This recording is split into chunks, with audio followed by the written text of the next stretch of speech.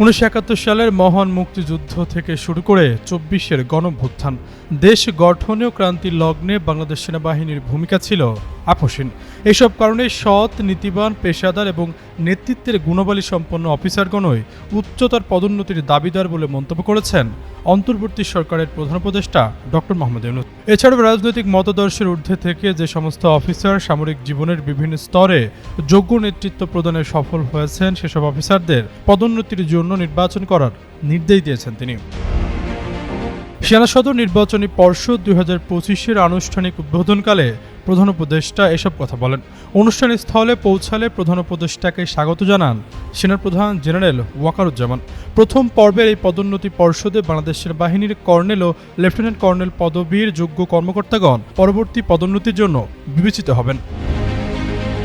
এ সময় প্রফেসর ইউনূস বলেন, দেশের স্বাধীনতা ও সার্বভৌমত্ব রক্ষায় বাংলাদেশ সেনাবাহিনীর দায়িত্ব পালনের পাশাপাশি অভ্যন্তরীণ শান্তি শৃঙ্খলা, স্থিতিশীলতা ও দুর্যোগ মোকাবেলায় বেসামরিক প্রশাসনকে সহায়তার ক্ষেত্রে গুরুত্বপূর্ণ অবদান রেখেছে। বর্তমান সেনা সদস্যগণ বেসামরিক প্রশাসনকে সহায়তা করার জন্য তাদের উপর অর্পিত দায়িত্ব কয়েক মাস ধরেই পালন করে যাচ্ছেন। দেশের প্রয়োজনে বাংলাদেশ সেনাবাহিনীর এই ত্যাগের জন্য তিনি সেনাপ্রধান থেকে শুরু করে সেনাবাহিনীর সকল সদস্যকে আন্তরিক ধন্যবাদ জানান।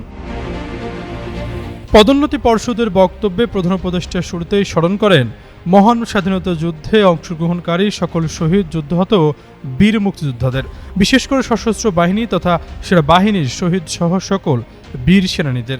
এছাড়াও তিনি শ্রদ্ধার সাথে স্মরণ করেন পার্বত্য চট্টগ্রামে দায়িত্ব পালনকালে সকল আহত শহীদ সেনা সদস্যদের। একই সাথে তিনি শ্রদ্ধাভরে স্মরণ করেন 2024 সালে জুলাই গণঅভ্যুত্থানে শহীদ ও আহত সকল ছাত্র জনতাকে। প্রধান উপদেষ্টা পদোন্নতির জন্য অফিসারদের পেশাগত দক্ষতা, নেতৃত্বের গুণাবলী, শৃঙ্খলার মান, সততা, বিশ্বস্ততা ও আনুগত্য বিবেচনা নিয়ে নির্বাচনী পর্ষদের সদস্যদের নির্দেশনা প্রদান করেন। আশরাফুল ইসলাম, যুগান্তর নিউজ।